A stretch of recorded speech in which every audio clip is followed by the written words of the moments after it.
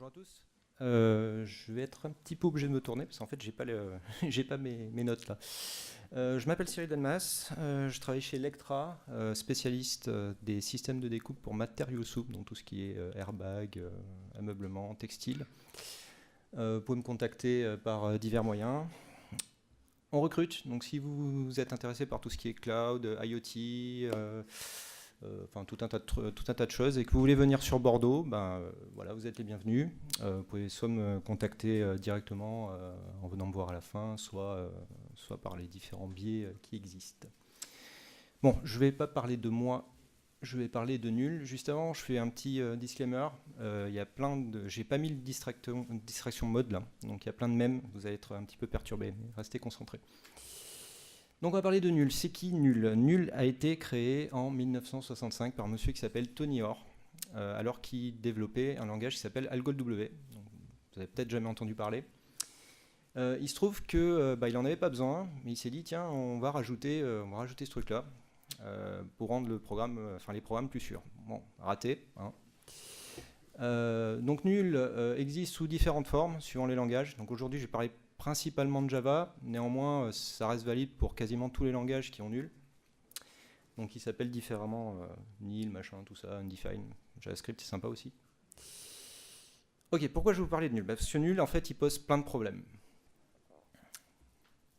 Premier truc, c'est pour la lisibilité du code, Nul c'est vraiment pas top. Qu'est-ce qui se passe? En fait, chaque fois qu'on va appeler une méthode sur un objet en Java, à partir du moment où on a une référence, on peut avoir Nul. Donc typiquement, s.toUpperCase, ça marche à tous les coups, sauf quand c'est Nul. Et c'est valable pour tous les objets. C'est embêtant parce que du coup, comme on peut avoir Nul, si on veut pas que notre application crache lamentablement, on est obligé de faire la partie du bas là.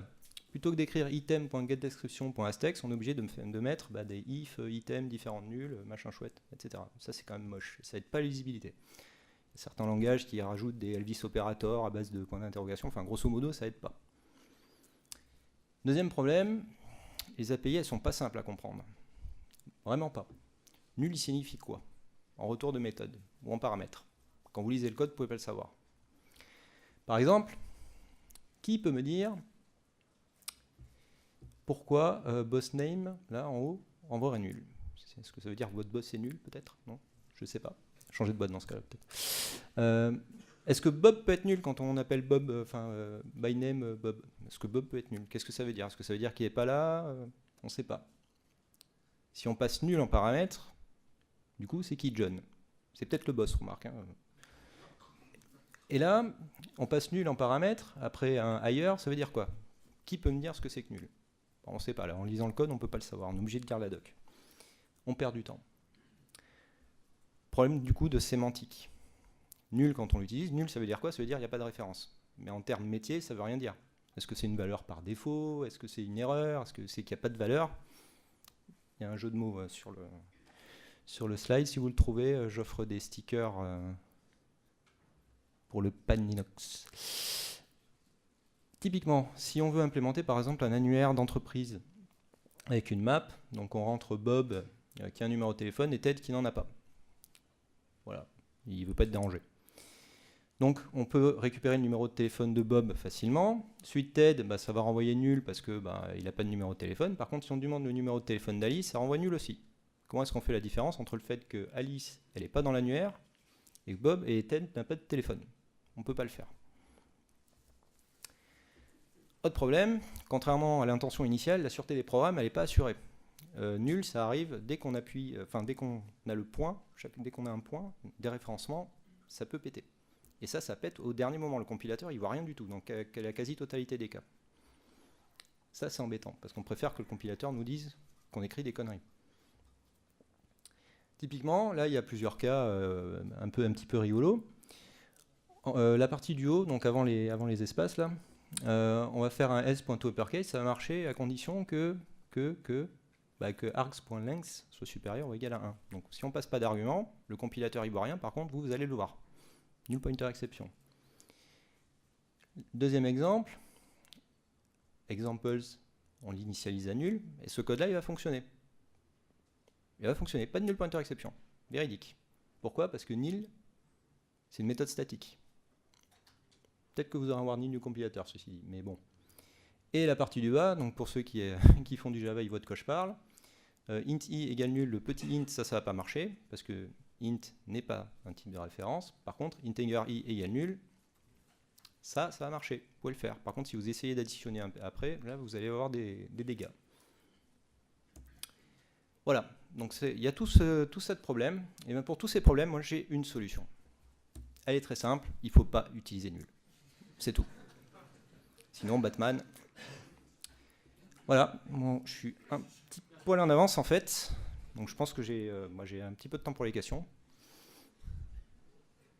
Bon, ok, grillé là. Il y a cru. Hein. C'est un bon début de ne pas utiliser nul, mais bon, je vais quand même être un petit peu plus explicite.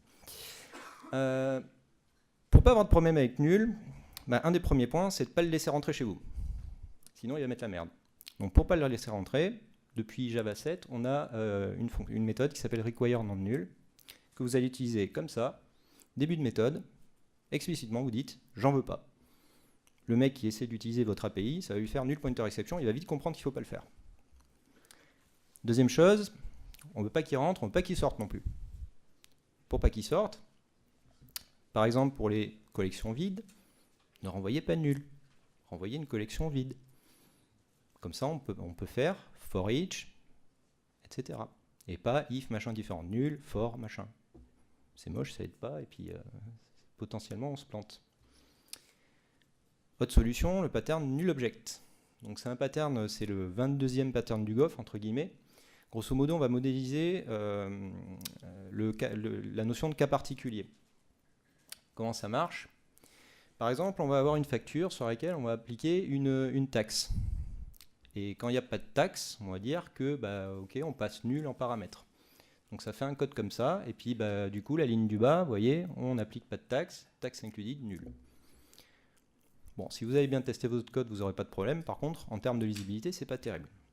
Ce qu'on peut proposer, plus facilement, c'est en utilisant, par exemple, des lambdas, dire que le cas particulier, qui est souligné en je ne sais pas quelle couleur, parce que je ne vois pas bien, la taxe gratuite que j'ai appelée, pas de taxe, ça va être une fonction qui envoie le même montant. Et comment ça fonctionne? Relisez la ligne du bas, vous passez réellement une taxe. Alors, on aurait pu appeler ça no tax, etc. Ou passer VAT pour la TVA. Et de la même manière que pour n'importe quelle taxe. C'est quand même plus lisible. Optional. Depuis Java 8, on peut utiliser optional. On pouvait utiliser avant avec Google, Guava. Comment ça s'utilise? C'est très simple, il y a deux manières de l'utiliser, avec off nullable et off. La différence, c'est que off nullable, il est sympa avec nul, off, il n'est pas sympa avec nul. Donc pour l'utiliser, off nullable, vous allez l'utiliser dans du code où vous savez qu'il y a nul qui signifie pas de valeur. Et une fois que vous aurez éliminé complètement nul, vous pourrez utiliser off de manière à ce que les gens ne remettent plus des nuls. Voilà. En plus de ça, ça vous permet d'avoir un meilleur design d'API. Typiquement en bas, employees.named, on sait que c'est un optionnel. Donc TED peut ne pas exister. Et dans ce cas-là, c'est explicitement dit dans le code. Il n'y a pas besoin de lire la doc pour savoir que nul, ça veut dire qu'il n'y a pas de TED. Bon, il y a encore des gens qui utilisent nul pour dénoter une erreur? Non? Bon, le faites pas. Hein. Il y a des exceptions, et il y a d'autres techniques qui existent, notamment avec JavaSlang, vous pouvez introduire quelque chose qui s'appelle Ether. Je vais vous montrer ça. Donc typiquement ici, on essaie d'employer quelqu'un qui est déjà employé, on renvoie nul. Bon, en termes de traitement, c'est pas terrible. On peut lever une exception. C'est parfaitement valable. Bon, le problème d'une exception sur des cas qui peuvent arriver, c'est quand même pas terrible, c'est pas franchement exceptionnel. Moi, je propose une autre solution qui fonctionne un petit peu comme optionnel, sauf qu'on va avoir un peu plus d'informations. Grosso modo, on a deux cas. On a le cas nominal, le cas bon, right, et le cas d'erreur ou à la marge qui est left. Et du coup, on change le type de retour. Donc là, on sait qu'on va avoir deux possibilités. Et on utilise donc left dans le cas d'une erreur, en mettant un contexte qui nous servira derrière, et right dans le cas où ça se passe bien. Et ça s'utilise un petit peu comme optionnel. Donc on peut faire des maps, or else, etc., etc.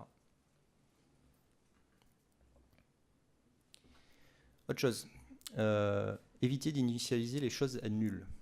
Ça, c'est quelque chose qui est error prone. Typiquement, les variables locales, les membres privés. Donc, faites pas de lazy init avec nul. Il y a plein d'autres techniques qui existent. Déjà, le lazy init, dans la plupart des cas, c'est pas utile. Donc, par exemple, ici, je propose d'utiliser un truc qui s'appelle lazy, qui est fourni par JavaSlang. En plus, je conseille quand même d'utiliser JavaSlang en plus de Java 8 pour ceux qui le font, c'est chouette comme librairie. Comment ça marche? Grosso modo, ici, on va initialiser dans le constructeur, non pas la connexion directement, parce que c'est coûteux à créer, mais on va dire, cette valeur-là, à la première utilisation, elle va être initialisée. Vous n'avez plus à vous barder le code avec if, machin, différents nuls, j'initialise, il le fait pour vous. Comment ça s'utilise? On utilise lazy.val pour les interfaces et lazy.off pour les classes. Et du coup, derrière, c'est complètement transparent. Quand on fait connection.connect, ça va initialiser derrière tout seul, tout pour vous. Pas besoin de faire des null checks. Faites pas ça, hein, c'est dangereux. Maintenant qu'on a sorti nul de tout notre code, il y a le reste du monde. Et le reste du monde, il peut être null friendly. Donc il y a des patterns qui existent, adaptateurs, façades, tout ça. L'idée, ça va être simplement d'encapsuler tout ce qui peut être nul à l'intérieur d'un code qui n'autorise pas nul. Donc typiquement, on a une legacy API qu'on veut réutiliser parce qu'elle est chouette, mais qui renvoie du nul. Dans ce cas-là, on va utiliser optional.offNullable et nous renvoyer optional. On masque complètement le fait qu'il y a nul, il reste cantonné ici, et on n'embête pas les clients de notre API. C'est pareil dans l'autre sens, on interdit nul de rentrer, parce que typiquement, ça peut faire péter le code legacy. Et si on a besoin de passer nul en paramètre, on le fait, mais uniquement à l'intérieur de cette fonction-là. Jamais on autorise quelqu'un à rentrer nul dans notre code à nous. Je disais tout à l'heure que le compilateur, il voit quasiment rien, il y a quand même des outils pour nous aider. Je pense que tout le monde connaît Findbugs, PMD, ce genre de choses. IntelliJ aussi, il est sympa, il vous dit plein de choses. En fait, il utilise des annotations de la JSR, comme j'ai pas mes notes, je connais pas le numéro, qui s'appelle non-null et nullable.